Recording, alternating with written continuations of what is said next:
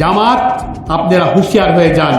আপনাদের রাজনীতি করতে দেওয়া হয়েছে একটা স্বাধীন দেশে স্বাধীনভাবে, ঠিক আছে, খুব ভালো কথা, কিন্তু গুটি চালাচালি করে ৭১কে ভুলে গিয়ে, মুক্তিযুদ্ধকে ভুলে গিয়ে আপনারা এখানে এই রাজনীতি করতে পারবেন না, করতে দেওয়া হবে না।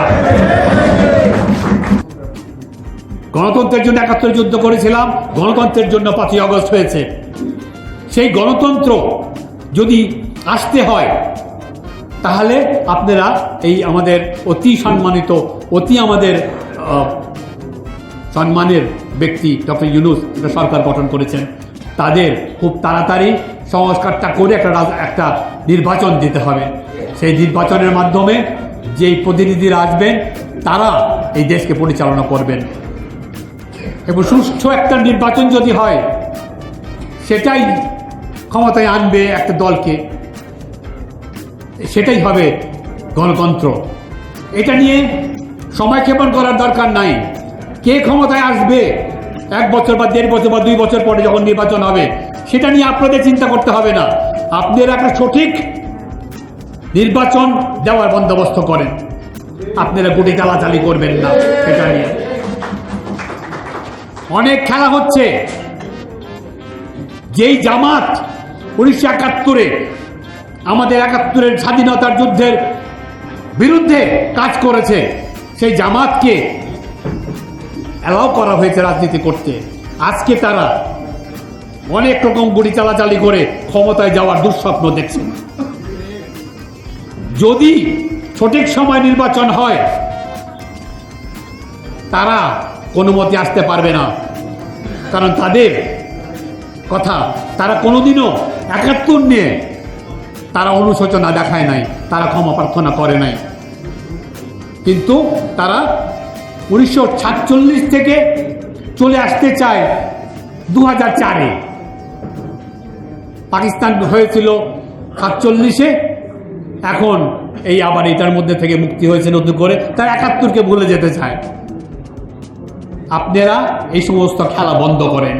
আপনাদেরকে হুঁশিয়ারি করে দিচ্ছি আজকের এইখান থেকে, মুক্তিযোদ্ধা দলের এই সভার থেকে, জামাত আপনারা হুঁশিয়ার হয়ে যান। আপনাদের রাজনীতি করতে দেওয়া হয়েছে একটা স্বাধীন দেশে স্বাধীনভাবে, ঠিক আছে, খুব ভালো কথা, কিন্তু গুটি চালাচালি করে ৭১কে ভুলে গিয়ে, মুক্তিযুদ্ধকে ভুলে গিয়ে আপনারা এখানে এই রাজনীতি করতে পারবেন না, করতে দেওয়া হবে না। এর জন্য আমাদের যা করণীয় আমরা তা করব, সেটা আমরা বলবো। আমাদের স্বাধীন দেশে অনেকেই বলে এইভাবে কথা বলা ঠিক না, এইভাবে কথা বলা উচিত না। হ্যাঁ, ইন্ডিয়ার যে আমাদের উপর আধিপত্যবাদী চালাচ্ছে আজকে ৫৩-৫৪ বছর ধরে, এবং তার আগের থেকেই, সেটা নিয়ে আমরা কথা বলবো না আমার স্বাধীন দেশে। এটা কি ঠিক?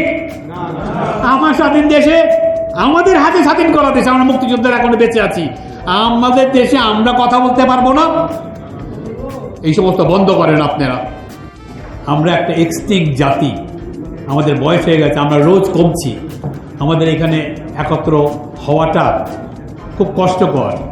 আমরা অসুস্থ থাকি, আমাদের বয়স হয়ে গেছে, তারপরেও আপনারা দেশের কারণে ৭১ যুদ্ধ করেছিলেন, সেই কারণে যে বারবার ছুটে আসেন আমাদের মাঝে, সেই জন্য আপনাদের সবাইকে ধন্যবাদ এবং কৃতজ্ঞতা জানাই মুক্তিযোদ্ধা দলের পক্ষ থেকে।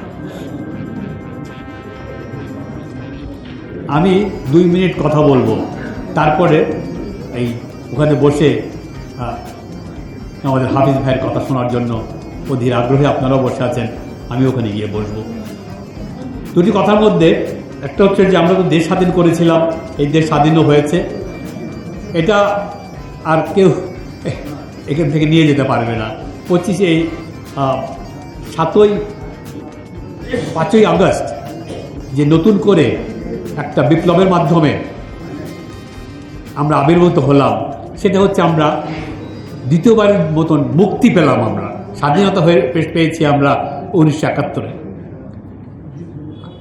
তখনও মুক্তি এসেছিল, কিন্তু এইবারের মুক্তি দ্বিতীয় মুক্তি, এটা দ্বিতীয় স্বাধীনতা না। ধন্যবাদ জানাই এবং কৃতজ্ঞতা জানাই যারা আমরা ৭১-এ যারা আমি যুদ্ধে গিয়েছিলাম, আমরা আমাদের বুক পেতে দিয়েছিলাম পাকিস্তান আর্মির সাথে যুদ্ধ করবার জন্য। ঠিক সেই রকমই আবারও ৫৩ বছর পরে এই দেশের যুবকরা উঠে এসেছিল, তারা দেখিয়ে দিল যে ৭১-এর মতন তারাও বুক পেতে দিতে পারে গুলির সামনে এবং উঠতে পারে। আমাদের সাথে পার্থক্য ছিল যে আমাদের তখন প্রশিক্ষণ দেওয়া হয়েছিল এবং আমরা বন্দুক হাতে আমরা ফেস করেছিলাম পাকিস্তান আর্মিকে।